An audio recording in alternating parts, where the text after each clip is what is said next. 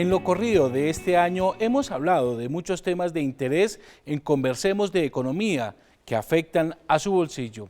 Hoy queremos hacer un resumen de esos grandes temas que hemos trabajado: vivienda, corrupción, crisis energética y también lo que tiene que ver con la generación de empleo, el fenómeno del niño. Para ustedes, este resumen muy especial que hemos preparado aquí en Conversemos de Economía. En este momento no es fácil adquirir vivienda porque la falta del trabajo, va uno a conseguir trabajo en este momento no, es muy difícil. Pues adquirir vivienda aquí en Colombia no es muy fácil. ¿Por qué? Por los precios altos. Acá en Colombia es difícil porque los bancos le ponen muchas trabas a uno para lograr un crédito de vivienda. En este momento no es fácil adquirir vivienda porque antes tenía uno el paso a paso de poder comprar el terreno y ir construyendo. Ahorita ya no hay terreno para comprar.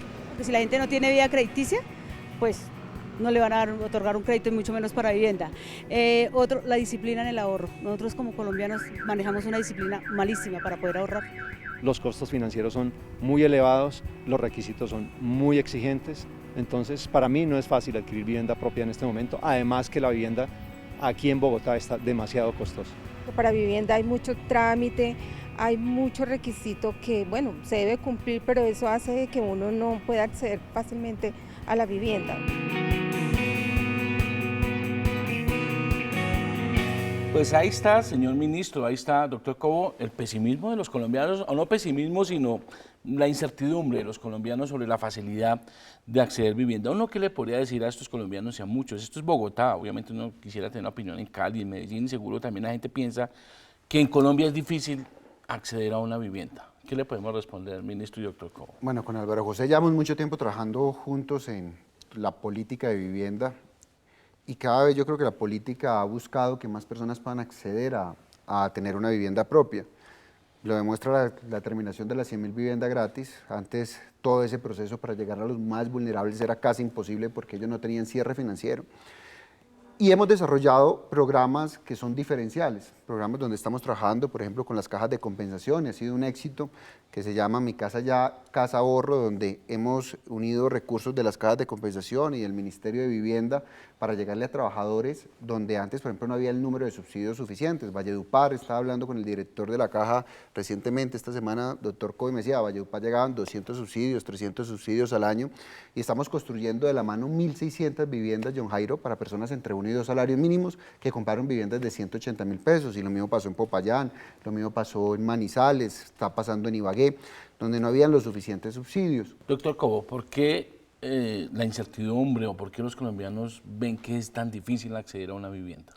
John Jairo, yo escuchando a las personas que se referían al tema de vivienda, veo que buena parte de esos problemas que ellos mencionan se han venido solucionando, y yo creo que una de las grandes ventajas que ha tenido el gobierno es que ha venido realizando un portafolio de oferta de vivienda y de posibilidades de acceso de vivienda a familias de diferentes condiciones económicas. Está el programa de vivienda gratuita que ya se realizó, pero están también los programas hasta de 4 salarios mínimos de ingreso de las personas, lo que acaba de referirse el ministro, entre 4 y 8, que lo que da es, fíjese la importancia de ese programa, y es que hay personas que pues son de muy bajos recursos que tienen la posibilidad de acceder a un subsidio. Hay otras personas que no son calificadas para tener el subsidio como tradicionalmente se ha dado, pero que hoy tienen la posibilidad de aliviar, como decía alguna de las entrevistadas, que el costo financiero era muy alto, pues entonces el gobierno está en ese sentido realizando un subsidio sobre la tasa de interés. Y otras personas que obviamente sí tienen la capacidad. Ahora, lo importante es que podamos encontrar en este aspecto la posibilidad de que la persona cuente con los recursos necesarios y a su turno haya la oferta de la vivienda necesaria y requerida para que ellos puedan hacerse a ella. Y se ha hablado que el déficit habitacional en Colombia es de 1.200.000, 1.300.000 tradicionalmente. En los últimos años se entregaron 100.000 viviendas gratis. No es de hoy, esto se ha venido promoviendo a lo largo de los años, de los últimos años. ¿Eso cómo van las cifras? ¿Cuántas familias en realidad han logrado acceder a vivienda propia y cómo está el tema del déficit? Las cifras van mejorando, yo creo, estamos esperando que se desarrolle el censo del DANE, pero creemos que ese déficit ha bajado alrededor de 750.000 por todo lo que se ha hecho en materia de vivienda. Este gobierno tal vez ha sido el que más ha construido vivienda en toda la historia del país. Del anterior gobierno vinimos con una cifra récord que fueron 540.000 viviendas, fue el último gobierno del expresidente Uribe, pero en este gobierno en 4 años ya se habían terminado 1 millón de viviendas. No solamente la gente se queda con las 100.000 gratis porque son las más simbólicas, pero dentro de ese 1 millón de viviendas están todas las viviendas que construyeron las cajas de compensación para las personas asalariadas, están las viviendas que se pudieron construir para estratos medios y altos con beneficios tributarios, por ejemplo, todo el tema de AFCs, todo lo que se ha generado en simplificación de trámites. Por eso este sector, John Jairo, usted que le gusta tanto la economía, ha sido el sector líder por 3 años consecutivos en el jalonamiento del Producto Interno Bruto. Yo quería mencionar en esto también que, digamos, el desarrollo de los temas atinentes a la vivienda ha venido de abajo hacia arriba. Es decir, empezamos con vivienda gratuita, pero hoy de los subsidios, de los 65.000 subsidios que hablaba de las cajas de compensación, el 75% de esos subsidios han beneficiado y están en poder de familias que no ganan más de 2 salarios mínimos. O sea, una política realmente lo que busca es que se empiece de quienes tienen menores recursos hacia quien tiene mayores recursos.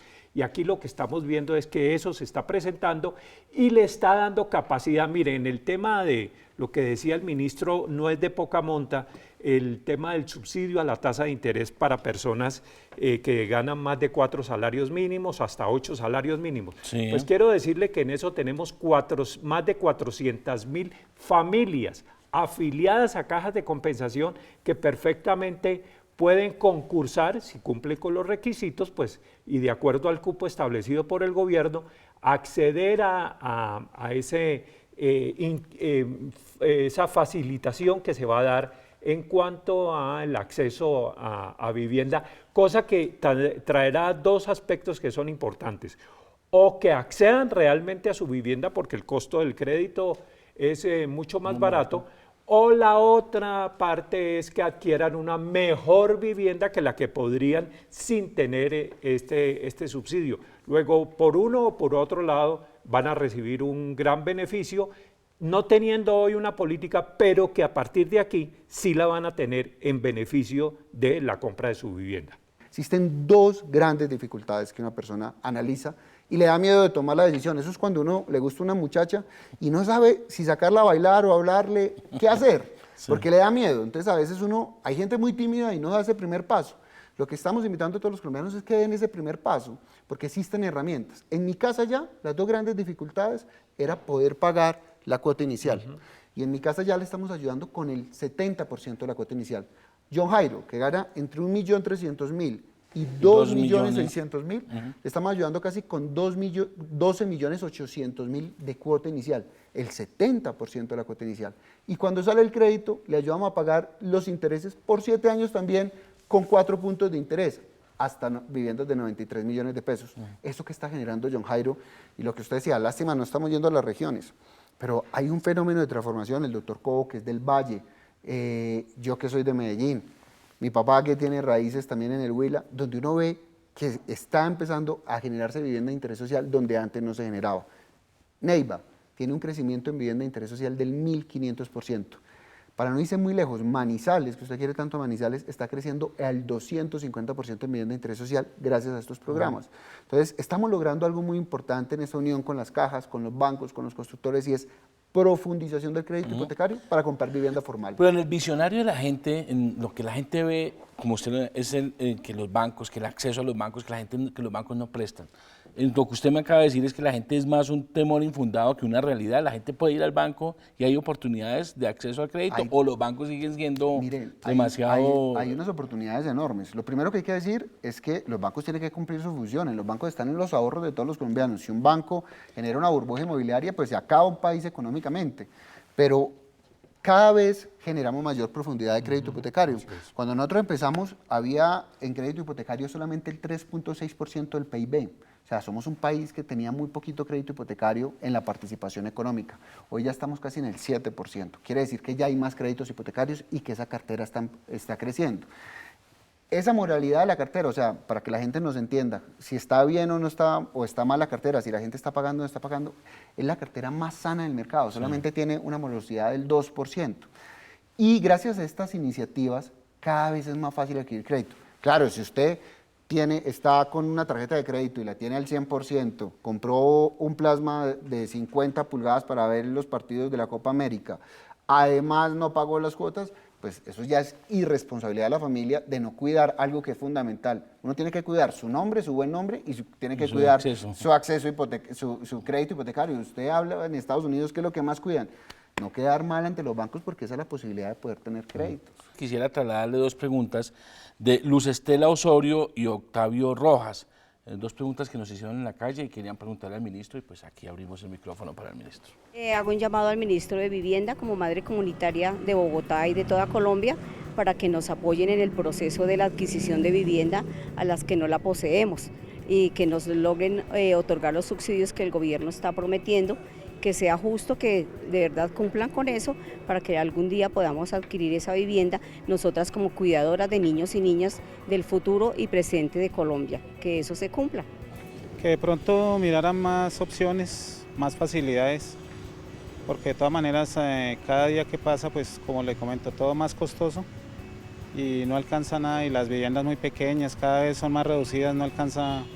Una familia, por ejemplo, de 4 o 5 personas ya necesita siquiera mínimo un apartamento o algo habitacional que sean siquiera unas 3 alcobas. Lo que se ha construido en Bogotá, y esperamos construir de una forma muy ágil, son alrededor de 6.000 viviendas dentro de un programa que estamos trabajando con las cajas de compensación para personas entre 1 y 2 salarios mínimos. Pero yo sí he tenido una política en el ministerio que me ha respaldado el presidente de la República, Juan Manuel Santos. Nosotros no estamos haciendo políticas para madres, políticas para periodistas que también nos piden, políticas para taxistas, no. Estamos haciendo una política general, donde personas si están entre 1 y 2 salarios mínimos, como puede estar una madre comunitaria, van a ir y comprar la vivienda. ¿Por qué no estamos haciendo una política para un grupo especial? Porque no queremos generar guetos, queremos que la población se mezcle. Entonces es muy importante que ese periodista, esa madre, una secretaria, una persona que está iniciando su vida laboral pueda comprar dentro de estas 6.000 viviendas. Y acá nosotros es primer llegado, primer servido. En el tema de la pregunta de la madre comunitaria es importante, y como lo dice el ministro, no son programas localizados en poblaciones, sino cobertura a nivel de seguridad social. Se incorporaron con el gobierno actual cerca de 75.000 madres comunitarias que van a tener y tienen todos los servicios de las cajas de compensación familiar, incluida la posibilidad de acceder a la vivienda. De tener un subsidio. De tener un subsidio de vivienda, dentro de toda la política general, como cualquier trabajador. Entonces, ahí van a caber precisamente ellas. Y la otra cosa es lo que bien se menciona, en Bogotá hemos tenido unos problemas muy grandes. Bogotá es una ciudad que tiene una gran dinámica. En el caso nuestro, lo que ha motivado el hecho de no tener una oferta importante y no tener la colaboración necesaria para desarrollar vivienda, lo que motivó en un momento dado fue que en otras poblaciones de Cundinamarca, porque las cajas en Bogotá atienden Bogotá y Cundinamarca, pues se generaron proyectos también de vivienda y las han venido utilizando. Pero sí tenemos más de 30 y 35.000 subsidios que todavía no han sido legalizados y que lógicamente necesitamos poderlos, no tener guardada la plata en los bancos, que es lo peor que podemos hacer, sino movilizando ladrillos. Sí. Y con lo que se va a tener para este año, 2016, a nivel de las cajas de compensación hay que sumarle los 65.000 subsidios que ya yo le había dicho, 50.000 más. Y en el caso específico de Bogotá, vamos a tener algo más de de aquí al 2018, 105.000 subsidios de vivienda que van a incorporar en las políticas que ayer el presidente mencionó y que viene impulsando el señor ministro. ¿Cómo acceder a este subsidio? ¿Uno qué debe hacer? pensando en la madre comunitaria, en la señora que trabaja en el servicio doméstico, el que no tiene pues, un nivel de estudio, ¿qué debe hacer? ¿A dónde acceder? Porque a veces resulta que a uno le preguntan, oiga, yo no sé dónde acceder a un subsidio. John Jairo, usted toca un punto y previo a contestarle su pregunta que es bien importante y es que ha habido una población importante que se ha vinculado al subsidio familiar. Estamos hablando, ya lo decíamos, la madre comunitaria, estamos hablando de las personas que trabajan por días, ¿no? Por ejemplo, por decir algo, quien nos plancha en la casa la ropa, ella trabaja un día en una casa, mañana trabaja en otra y así sucesivamente. Cada uno de nosotros que la empleamos debemos pagar una cuota aparte y afiliarla a la caja de compensación familiar y va a tener exactamente los mismos servicios que tiene cualquier trabajador que de manera permanente lo haga con un patrono.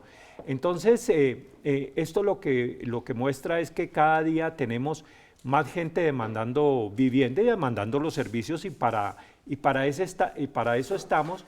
Y a su turno, en el tema específico de vivienda, pues abriéndole esa, digamos, gran oportunidad para que pueda tenerla y pueda acceder a ella. ¿Qué tienen que hacer?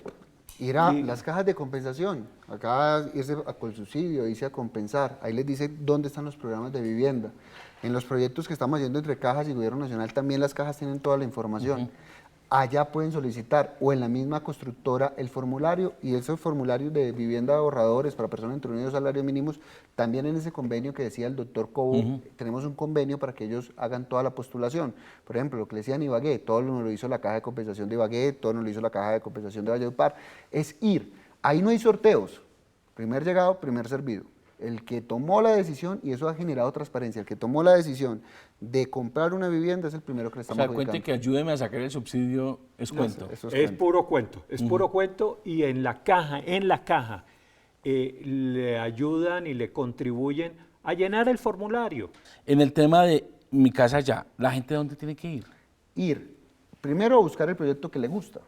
Nosotros, ¿dónde? Más cerca del colegio de los niños, más cerca del trabajo, más cerca donde los suegros, más lejos de donde los suegros, donde la gente quiera vivir, escoge el proyecto. ¿Qué proyecto? El constructor que le da confianza, el constructor que le da mejores terminados, el que le da mejor ubicación. Cuando ya tenga identificado el proyecto, va al banco de su preferencia y en el banco de su preferencia ahí hacen el trámite de subsidio en Mi Casa Ya para 2 a 4 salarios mínimos. Y ahí esa persona inmediatamente sale con crédito y con subsidio. Entonces es un proceso muy sencillo donde se desburocratizó, donde no hay que hacer filas, donde no tienen que ir al ministerio, no tienen que ir a la alcaldía, no hay que ser amigo de un concejal, no hay que ser amigo de un político, no hay que ser amigo de un ministro. Entonces es un proceso muy fácil. No es ir al banco, porque es que la gente primero va al banco a preguntar. No, primero tiene que saber dónde va a vivir. Eso sí es muy importante, me parece que eso es de una importancia en la aclaración. Primero tiene que saber. La gente va al banco. Quisiera dejarle usted un mensaje final a esos colombianos que no creen aún que todo esto es viable, que esto es posible. Tómense en el trabajo de averiguar. Pierdan el miedo a sacar a una mujer bonita a bailar. Cuando uno pierde el miedo, puede tener una persona muy interesante al lado. Pierdan el miedo a comprar vivienda. Esta es la mejor opción. Nunca, nunca habían tantos subsidios para la cuota inicial, para pagar los intereses como los que existen hoy. Aprovechen esa oportunidad. Invertir en vivienda es la mejor inversión. Ya vimos lo que se hizo a comienzos de este año para que los colombianos puedan acceder a vivienda. También hablamos del tema de corrupción, lo que se está haciendo y todo lo que falta por hacer para combatir ese flagelo que tanto azota el bolsillo de los colombianos. Lo primero que debe hacer Colombia para combatir la corrupción es mejorar el sistema educativo que tiene el país. Segundo, impulsar la pequeña y mediana empresa. Y tercero, reducir el tamaño del Congreso. Yo creo que Colombia debe combatir la corrupción, comenzando por nosotros mismos, pues nosotros somos los jóvenes de la generación, por lo cual entonces pues yo diría que nosotros le estamos dando el poder a personas que no deben. Es un cambio de cultura que debe permear a todos los colombianos, de nuestras familias, de nosotros como personas, como miembros de una sociedad, como funcionarios, como empleados, actuando de la mejor manera, no permitiendo el abuso. Primero, que las entidades funcionen. Segundo, votar bien. Somos un país apolítico, tenemos muchos problemas de identidad y tenemos un gran problema de facilismo. Creemos que todos en la vida es muy fácil y nos falta trabajar más con concamunadamente y sobre todo tener amor por este país. Pues muy bien, miren, el tema de educación, el tema de comenzar por uno mismo a dar esa lucha contra la corrupción, son muchos los factores que mencionaron aquí los colombianos que consultamos, pero yo quisiera arrancar con la siguiente pregunta de esta conversación. Uno es, ¿por qué es tan alta la percepción, y no de este año, de todos los años, de siempre, en que el país es corrupto, en que la corrupción aumenta? ¿Por qué se da eso a pesar de todos los anuncios, a pesar de que siempre se anuncian planes eficientes y duros contra la corrupción?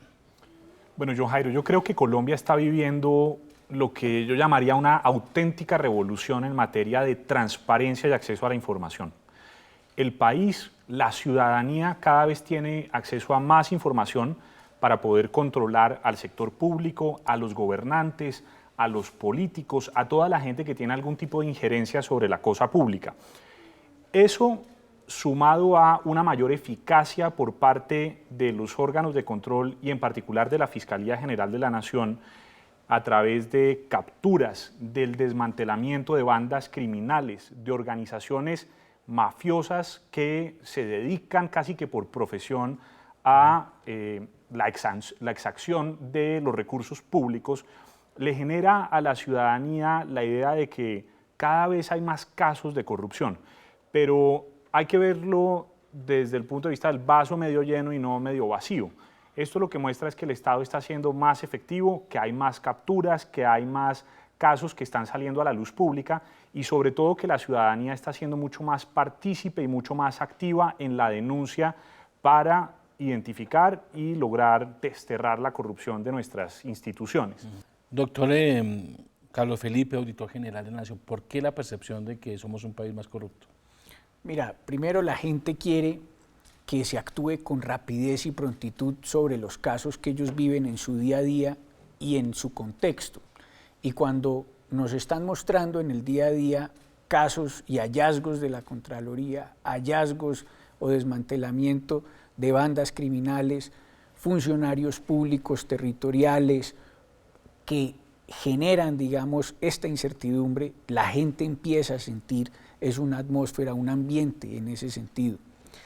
De lo que hablaba el doctor Enciso tiene toda la razón. En todas las instituciones hoy se busca y se tienen mayores herramientas para trabajar. Sin embargo, hoy se habla precisamente de buscar unas nuevas herramientas para tener rápidamente un accionar mucho más efectivo en la recuperación de los recursos y también en poder mostrarle a la ciudadanía que ese bandido que se queda con los recursos que ellos están aportando vía impuestos van realmente a estar o en la cárcel o se les va a retener los dineros o los bienes que han comprado vía este accionar para dar esos resultados fuertes. Con lo cual el esquema de percepción es un tema que se ha ambientado dentro de cada una de las culturas y culturalmente es distinto según la región en la que estemos, ¿no? Pero por eso la percepción en últimas es lo que debemos atacar con resultados, como lo dice el doctor Enciso, contundentes. Ahí veíamos las cifras esta semana en la Comisión de Moralización, en donde se ha avanzado muchísimo por parte de la Fiscalía General de la Nación, por parte precisamente de la Contraloría con casos emblemáticos, vienen haciendo una tarea importante y nuestra idea próximamente es lanzar con el secretario de Transparencia, el doctor Camilo, unos pactos de vigilancia y control a los nuevos contralores territoriales para que se concentren rápidamente en esos temas emblemáticos de inversión social que van a tener con recursos propios estos alcaldes y gobernadores nuevos, para que podamos hacerle ese seguimiento y verificación, que esa plática es de todos los colombianos, en la salud, en la educación y en todos los esquemas necesarios en el diario vivir. ¿Usted qué ha observado lo de las Contralorías? ¿A las Contralorías les falta dientes? ¿Fue un error haber quitado el control anterior, es decir, el previo, y solo dedicarnos al control posterior, porque miren, se inaugura la obra de Reficar, se hace una inauguración, se entrega, medio está funcionando y enseguida sale semejante escándalo que estamos viendo hoy de unos sobrecostos absurdos. ¿Por qué no se dieron cuenta antes? ¿Por qué no se prohibió antes? Entonces, donde uno dice, ¿qué es lo que pasa entonces con las normas que el doctor Enciso aquí nos ha explicado, que se han hecho desde 2011 y miren lo que sucede? Esas normas sirvieron muchísimo. El Estatuto Anticorrupción nos generó el proceso verbal para el control fiscal. Si antes un proceso de responsabilidad fiscal duraba 3, 4 años, ahora dura 1 año, ¿cierto? Si uno se pone juicioso en la tarea de sacar ese proceso adelante. ¿Cuál es el problema? El problema es que efectivamente tenemos herramientas consideradas para el año 2000 en el año 2016 y el control fiscal en el país debe cambiar, ¿sí? Entonces, desde ese punto de vista, hemos hablado ya con el Contralor General de la República también de ese sentido para presentar un acto legislativo, ¿cierto?, en el cual lo que se busque es que se especialice precisamente un ente en investigar precisamente qué es lo que está sucediendo con el recurso público en el día a día y acuse ante un ente jurisdiccional, un juez, por así decirlo, que recupere rápidamente el recurso, porque hoy las cifras son delicadas y alarmantes. Estamos hablando que hay 17.000 procesos de responsabilidad fiscal por 19 billones de pesos y una recuperación del 0,07%. No, pues no es nada. Entonces, allí lo que necesitamos, y por eso nos volcamos con el doctor Camilo, a buscar otras herramientas, como son estos pactos de vigilancia y control, para que estos 63 contralores que entran nuevos se comprometan con la ciudadanía a vigilar esos recursos propios que son de todos los ciudadanos colombianos y que de verdad esas obras de salud, de educación, todo lo que se debe hacer en la inversión social, en la alimentación, que es tan necesaria, ¿cierto? Y que es tan importante para todos nosotros, porque los niños que no están bien alimentados, pues no se educan. Los niños que no están bien alimentados se pueden morir. Desde ese punto de vista, poder nosotros tener una mejor sociedad en ese sentido y ver que esa platica que sacan de nuestros bolsillos en impuestos, de verdad va para donde tiene que ir. Johari, yo quería agregar algo hablando del tema de los contralores. En diciembre del año pasado inició el proceso de elección de los nuevos contralores territoriales, de los que estaba hablando el doctor Córdoba, para los departamentos y los municipios. A la Secretaría de Transparencia llegaron denuncias muy serias sobre la politización absoluta del proceso de elección de esos contralores. Pero peor aún, en algunos departamentos, y le nombro específicamente el departamento de Vichada, nos llegó información, por ejemplo, sobre supuestas alianzas de algunos miembros de la Asamblea Departamental saliente para vender su voto a los candidatos para ocupar el cargo de Contralor Departamental. Por 50 millones de pesos estaban vendiendo el voto y estaban asegurando que efectivamente les pagaran la plata los candidatos interesados a través de la firma de letras que después hubieran podido ejecutar a través de las vías legales, es decir, la utilización del derecho y de las vías legales para consumar los actos de corrupción. Pero eso que ocurrió en Vichada, estoy seguro que pasó en varios departamentos del país, nos llegó información en ese sentido.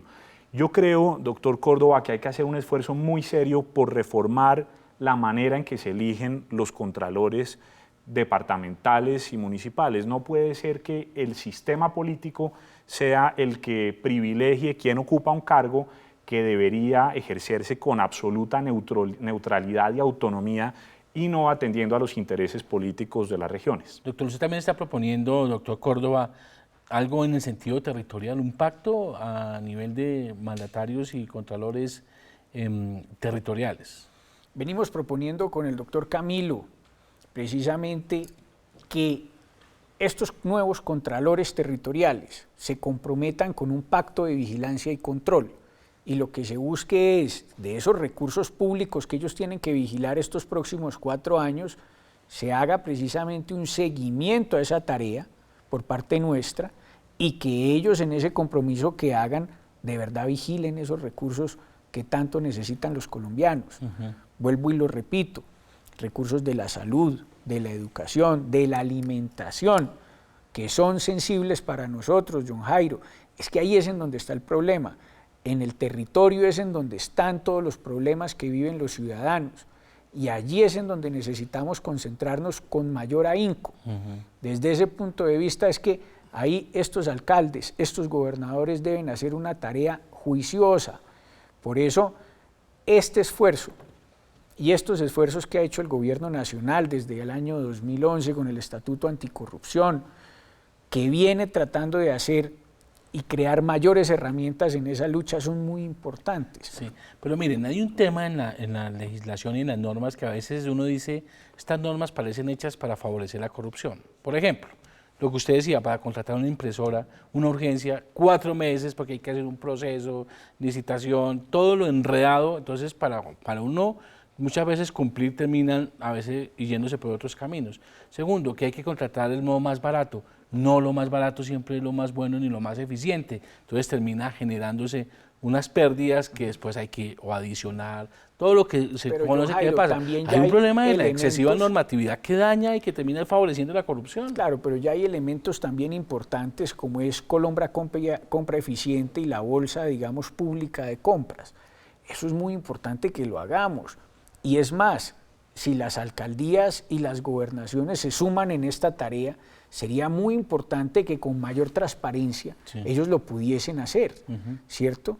Y desde ese punto de vista saquen mejores precios, muy buenos operadores y que adicionalmente tengan un buen servicio en cada una de las regiones de su territorio. Entonces, desde ese punto de vista es tratar de mejorar en el sentido de que no sea a dedo, ¿cierto?, el que vaya a realizar 1 o 2 contratos porque es el amigo que más conozco yo, sino porque sea el mejor que me puede prestar el servicio. En el informe de transparencia hay una cifra que a mí me preocupa, que un 30% de las personas que ellos encuestan reconozca que alguna vez ha ofrecido plata o alguna dádiva por obtener algo del Estado.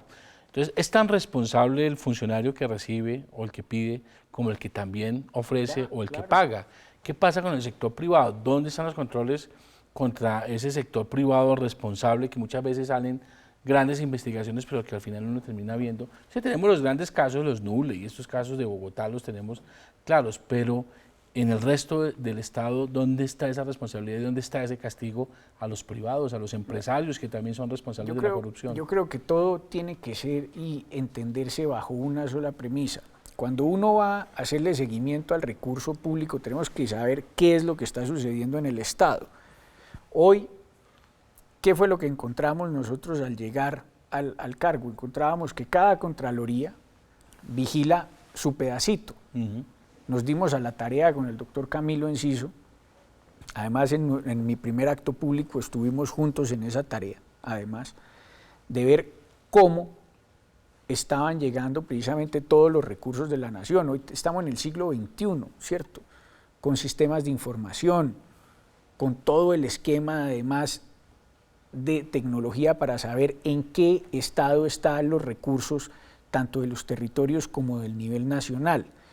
Si bien estábamos entendiendo que para el año 2015 los territorios tuvieron como presupuesto alrededor de 120 billones de pesos y la nación alrededor de 240 billones, para un total de 360 billones de pesos, no sabíamos qué pasaba mensualmente con los recursos, ¿cierto? Hoy la auditoría ya tiene un estudio claro y contundente para saber qué pasó en los territorios con la contratación. Y de eso tenemos que en el Valle del Cauca y el Cauca, los grandes contratistas, por ejemplo en salud, son los sindicatos, que tienen hasta restricciones para contratar constitucionalmente, ¿cierto? 2, tenemos institutos como el IDEA, como el Fundecún, el Instituto de Desarrollo del Meta, con los cuales hacen varios convenios interadministrativos los municipios, los departamentos, y por vía de ellos, entonces se saltan muchas veces el que hayan varios proponentes para las licitaciones.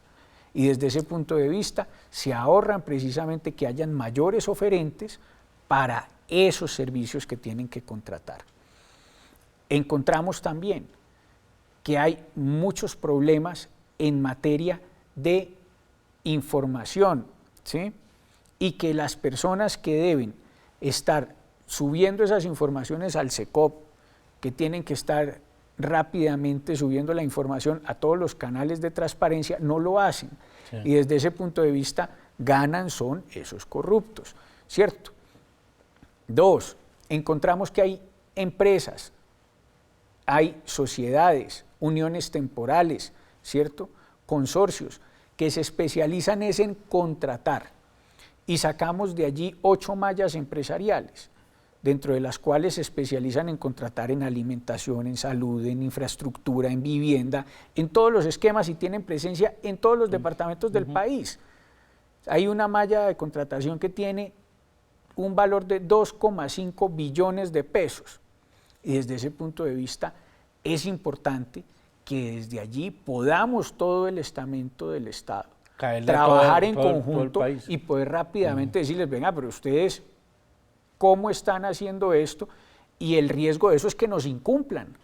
John Jairo, el gran enemigo público de Colombia tiene nombre propio y se llama soborno. Es una práctica común, es una práctica generalizada, es una práctica de la cual participan quien recibe el soborno, pero también quien lo ofrece. Y el sector privado ahí tiene una responsabilidad gigantesca. Es que en las regiones muchísimos contratos que se adjudican sobre la base del pago de dádivas a los servidores públicos, y todos terminan comiendo de los recursos que le extraen al Estado. Por eso esta semana con el presidente sancionamos una ley, que es la ley que castiga el soborno transnacional y nacional. Esa ley nos permite una cosa importantísima: pegarle a los corruptos en donde más les duele, que es en el bolsillo. A muchos de ellos, lo sabemos bien, no les duele irse a la cárcel un par de años, claro, porque al final se quedan allá, pero la platica se la quedan. Funcionó, sí. ¿Qué estamos logrando con la ley de castigo al soborno transnacional y nacional? Estamos logrando otorgarle a la Superintendencia de Sociedades la posibilidad de multar hasta con 40 millones de dólares. Esos son más o menos 130.000 millones de pesos. Con eso se construyen estadios en grandes municipios de Colombia. 130.000 millones de pesos a las empresas que ofrezcan un soborno, independientemente de que el funcionario lo haya aceptado o no. A esas familias que nos están viendo, a esas amas de casa, a esos padres de familia que nos están viendo en este momento, ¿uno qué les debería decir? Porque muchos se sentarán a lamentarse, país corrupto, qué vaina esa corrupción, pero ¿qué pueden hacer desde los hogares, desde las familias, para precisamente ayudar a combatir ese flagelo como es la corrupción?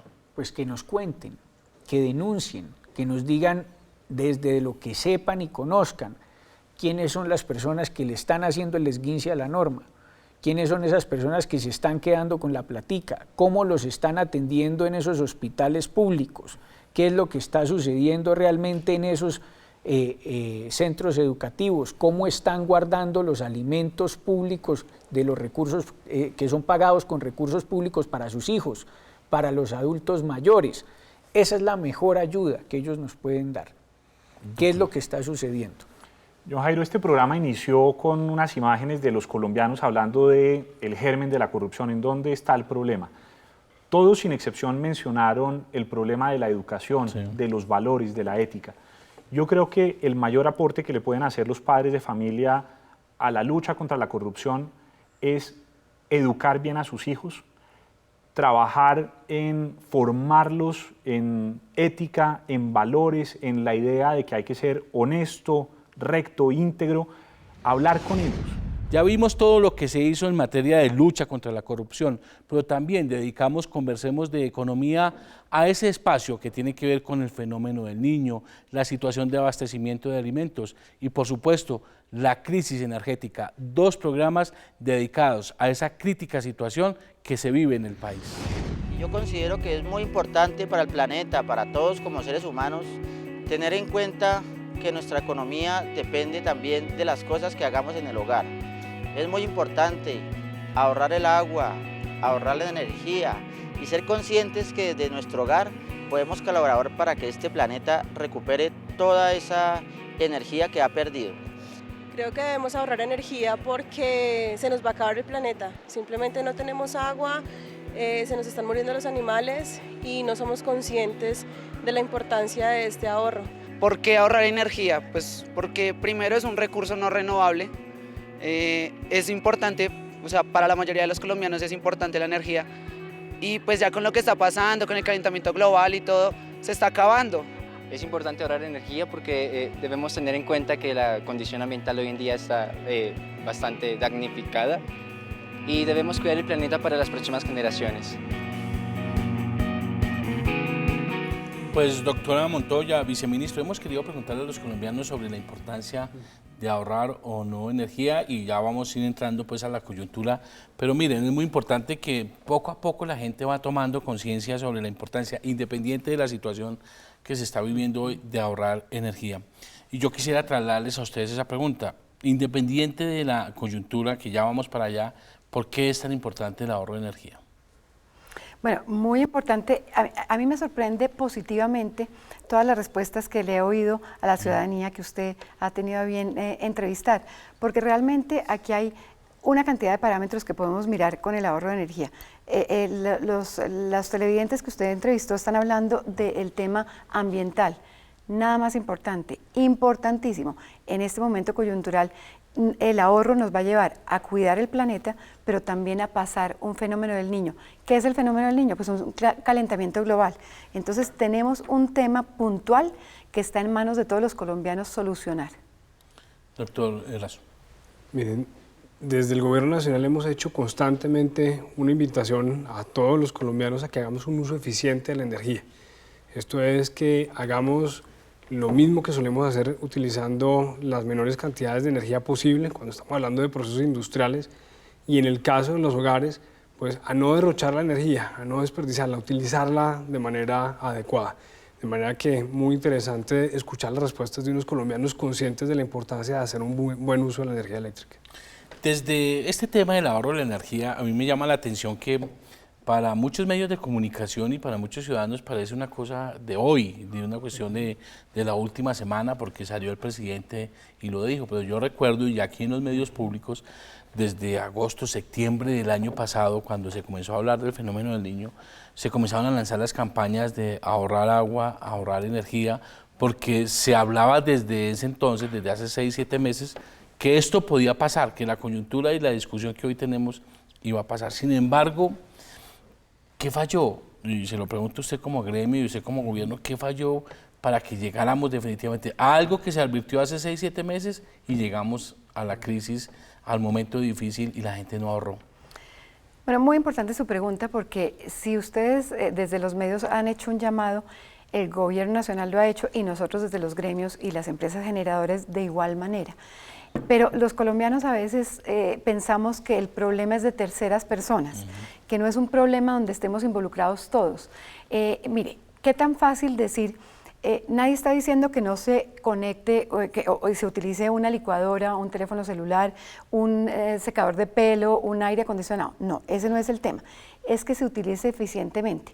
Usted sabía que si uno deja los electrodomésticos conectados, apagados, pero conectados, igualmente está haciendo un consumo. Entonces, el llamado es desconectemos lo que no estamos utilizando. Miren, el fenómeno del Niño en esta oportunidad inició en octubre del año 2014. Inició como un fenómeno leve y el año pasado encontramos que un fenómeno que se pronosticaba no duraría más de 5 a 6 meses y siempre tendría la categoría de leve, pues se extendió en el tiempo, luego pasó a ser un fenómeno de categoría moderado y luego un fenómeno muy fuerte, hasta el punto que hoy es el fenómeno del Niño más extenso que hemos vivido en los últimos 60, 70 años. Además, este ha sido uno de los fenómenos más intensos medido en el calentamiento de las aguas del Pacífico, pero también en el impacto que ha tenido sobre las lluvias. En mi opinión, lo que ha sucedido aquí es que después de tanto tiempo, todos los colombianos nos hemos sentido cómodos sabiendo que allí estaba el servicio de energía eléctrica. Y solo hasta ahora, cuando vemos que efectivamente nuestro sistema comienza a estar más apretado, todos comenzamos a ser conscientes de la verdadera necesidad de hacer un mayor esfuerzo por ahorrar este importante servicio. En nuestro sistema, que cuando llegue el fenómeno del Niño funciona a tope, porque todas las plantas de generación tienen que salir a entregar su energía, lo venía haciendo muy bien. lo venía haciendo realmente bien. Las plantas de generación térmica, que no necesariamente generan todo el tiempo, pues se encendieron, estaban entregando su energía de manera oportuna. Las plantas hidráulicas estaban administrando muy bien sus embalses y eso nos llevó a pensar que con la holgura que teníamos podíamos pasar este fenómeno sin hacer esfuerzos extraordinarios. Recientemente, el día 15 de febrero, hubo un incidente en una planta de generación de propiedad de la empresa EPM, la planta de Guatapé. Esto causó que perdiéramos una muy importante cantidad de energía que estaba en nuestro sistema disponible para atender esa demanda, y esto nos lleva a que ahora tengamos que tomar unas medidas extraordinarias. Hoy estamos viviendo una situación de coyuntura, más que por el fenómeno del Niño, es porque al final del fenómeno del Niño se presenta este incidente que nos deja un mercado mucho más apretado.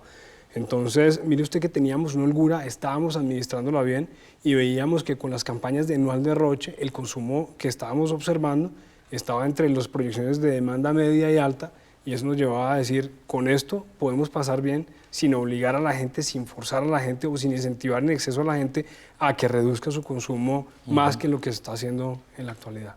Nos vamos a dedicar a hablar del ahorro de energía, lo que hay que hacer, lo que tenemos que hacer todos en las oficinas, en las empresas, en los hogares, en los conjuntos residenciales. Es decir, es muchas las cosas que hay por hacer para ahorrar energía, para evitar seguramente cosas peores en los próximos días, en los próximos meses. Pero antes de hacerles la pregunta a ustedes, quiero que escuchemos a los colombianos sobre qué están proponiendo, qué están haciendo para ahorrar energía. Desde la casa hay que ahorrar energía desconectando los cargadores de los celulares, apagando televisores y las luces cuando no las estamos usando. Es sencillo y es por el bien de todos. Es importante también enseñarles de los niños. Si el niño va al baño y deja prendida la luz, entonces apagar la luz. Como pequeñas cosas que puedes hacer desde casa para mejorar el medio ambiente. Los bombillos ahorradores de energía también sería muy bien, y que todas las empresas del Estado y todo lo que se llaman edificios de noche desconectaran todas sus bombillas. La manera de yo ahorrar energía es apagando los bombillos, y a veces pues llego muy tarde a la casa para no prender la luz. Eso es todo, y eso es muy bueno para el planeta.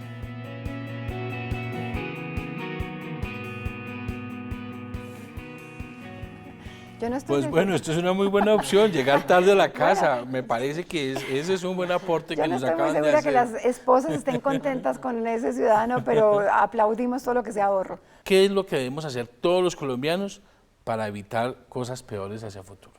Miren, primero en los hogares. Yo creo que la doctora Ángela mencionaba varios ejemplos de lo que podríamos hacer. Les diría, en el caso de los hogares, las encuestas que hace la UPME, la Unidad de Planeación Minero-Energética, nos muestra que más del 20%, la quinta parte de las facturas, corresponden a la iluminación.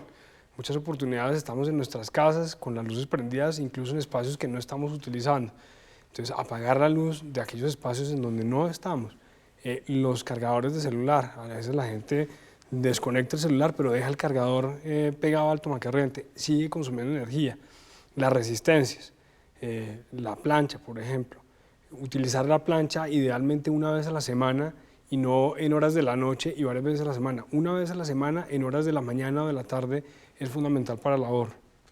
Bueno, aquí estamos hablando de los consumidores, sí. y podemos hablar también del comercio, y podemos hablar también de la industria. El comercio, con muy buen criterio, su gremio y su presidente gremial ha dicho, nosotros nos queremos unir a la causa y queremos ver qué centros comerciales tienen plantas de generación. Entonces, si eso se logra, pues estos centros comerciales se desconectan de la red y utilizan lo que llamamos en el sector la autogeneración. Para eso el presidente de la República ya sancionó un decreto y básicamente ya, digamos, las reglas están establecidas de la autogeneración, pero sobre todo la autogeneración para el consumo y los excedentes de autogeneración.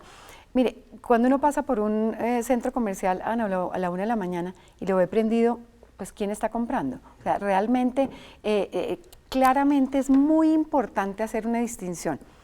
No estamos diciendo que no se utilicen los electrodomésticos, no estamos diciendo que la gente se muera de calor, no estamos diciendo ni pidiendo imposibles, estamos diciendo utilicemos la energía de una manera racional y ayudémosle al planeta, ayudémosle al país y ayudémosle a todo Colombia a que pasemos este fenómeno del niño de la mejor manera posible. Entre 1995 y hoy, el consumo de energía eléctrica en el país se ha incrementado en más de un 50%. Y los colombianos nos hemos acostumbrado a que allí estaba el servicio de energía eléctrica. Cada vez que oprimimos el interruptor, ahí está la luz. Y esto obedece a que hemos logrado que el sistema se expanda a un ritmo, al mismo ritmo o incluso a un ritmo mayor que el del consumo, que el de la demanda. Esto no se habría logrado sin el cargo por confiabilidad. Hoy tenemos un sistema robusto que responde a las necesidades de la demanda gracias precisamente a la figura del cargo por confiabilidad. Nosotros nos preparamos para el terremoto. Este terremoto lleva ya 17 meses y hemos sido capaces de pasarlo, pero nos llegó un incendio al final del terremoto y esto es lo que nos tiene hoy en aprietos. Nos faltan 2 meses para terminar este episodio que con un buen ahorro lo vamos a pasar. ¿Qué impide que los colombianos todos le aportemos al país? Aquí no le estamos ayudando a un gobierno, no le estamos ayudando a un presidente, no le estamos ayudando a un ministro, no le estamos ayudando a las generadoras de energía y no le estamos ayudando a un sector. Estamos ayudándole al país, a Colombia. Mi llamado es que realmente los colombianos aportemos lo que podemos aportar desde la industria, desde el comercio y nosotros los usuarios del común que ahorremos cada vez que vayamos a prender una luz. Pensemos si es necesario, cada vez que vamos a utilizar un electrodoméstico, miremos la manera más eficiente de utilizarlo. El llamado es a que realmente consumamos energía de una manera eficiente. Viceministro. Más allá de la situación de coyuntura, siempre es deseable hacer un buen uso de los recursos que tenemos a la mano, como es el caso de la energía eléctrica. Pero en esta circunstancia de coyuntura que estamos viviendo, el llamado a los colombianos es busquemos un ahorro voluntario, que cada uno de nosotros busque la manera de ahorrar ese 5% del consumo que solemos tener y de esa manera nos evitaremos la incomodidad de tener que sufrir un corte de energía eléctrica en el momento menos esperado o en el momento menos deseado. Y pues será muy importante también, viceministro y doctor Ángela, que en la medida que uno vea que la factura llegó más bajita, pues que se convierta también en una rutina de ahorro para el bolsillo de los hogares, de cada uno de nuestras casas. En medida que gastemos menos energía, pues va a haber un ahorro también en ese gasto. Doctora Ángela Montoya, muchas gracias por estar con nosotros de nuevo, por atender siempre este llamado de la televisión pública y esperamos estar quizás más adelante en mejores condiciones para poder hablar con usted de nuevo. Muchas gracias. John Jairo, muchas gracias por la invitación. Señor viceministro, sé que ha estado usted muy ocupado, ha salido de reuniones para atendernos y para aceptar esta invitación. También muchas gracias por estar con nosotros y Conversemos de Economía. A usted, John Jairo, muchas gracias por esta oportunidad de exponerle a los colombianos el programa de ahorro que estamos impulsando. Y de esta manera llegamos al final de este programa especial de Conversemos de Economía. Nos vemos el próximo domingo con un programa de gran interés que tiene que ver con su bolsillo, con la situación de la economía colombiana, con ese pesimismo que hoy tienen todos los colombianos sobre el futuro económico del país. Conversemos de Economía. Si usted tuviera la oportunidad de, a través de la Cámara, enviarle un mensaje a 48 millones de colombianos, ¿usted qué le diría sobre la situación presente y futuro de la economía colombiana? Confianza, entusiasmo y fuerza y esfuerzo, digamos, una combinación de todo ello, ¿no? Nada nos viene por suerte, la suerte es una confluencia de factores, hay que buscarla y creo que hay temas positivos y hay situaciones difíciles y hay que hacer frente a ellas sin ser demasiado temeroso. El mensaje que uno puede dar en este momento es que hay que ser muy optimistas, hay que ir a la fuente de las cosas, es decir, no hay que dejarse llevar porque todo esto está mal, que el dólar tal cosa. Yo sí creo que hay que ir a la fuente de la información, entenderla y creer que el futuro lo construimos es con el presente. El futuro no va a llegar bueno porque sí. Mire, estamos pasando por una época de transición donde usted, si quiere buen futuro, tiene que ser optimista y trabajar con cosas precisas para que no sufran el mañana. Conversemos de Economía.